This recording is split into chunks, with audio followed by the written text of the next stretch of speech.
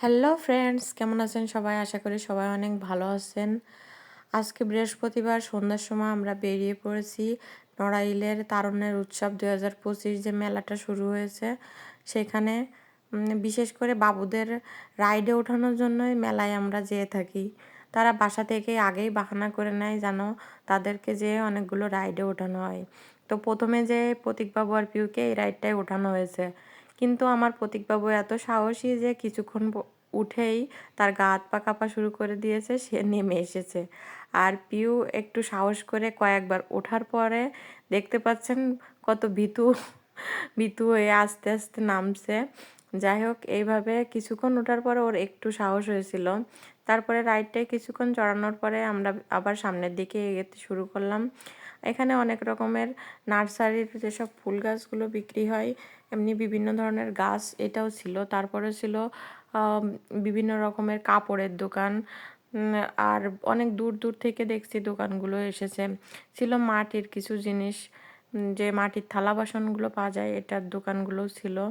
আর এখানে এই যে আমরা কিছু দুধ মালাই চা খেয়ে নিলাম, মালাই চা আর কি। পিউর বাবা যে দেখলেন এখানে, এটা আর ভিডিও করা হয়নি।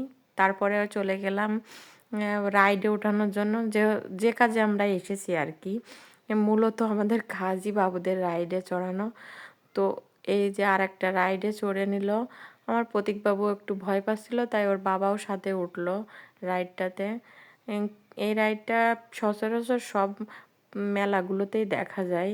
যাই হোক, রাইডটাতে উঠে আমার বাবুরা আনন্দ পেয়েছে, ওতেই আমরা খুশি। তারপরে আমরা চলে গেলাম বাদাম পাটালি আর বাদাম খেতে। মেলার ভিতরে আসলে বাদাম খাবো না সেটা কি করে হয়। বাদাম পাটালি খেলাম, জিলাপি খেলাম। তারপরে অন্যান্য দোকানগুলো দেখছিলাম, টুকিটাকি ঘরের জিনিস যেটা প্রয়োজন কিছু কিছু জিনিস কিনলাম। এই দোকান থেকে নিয়েছি পিউয়ের জন্য এই যে ওয়াটার বোতল নিলাম ওর স্কুলের জন্য, আর ওদের কিছু খেলনা নিয়েছি। এগুলো নিয়ে আজকের মতো মেলায় ঘোরাঘুরি এটাই ছিল।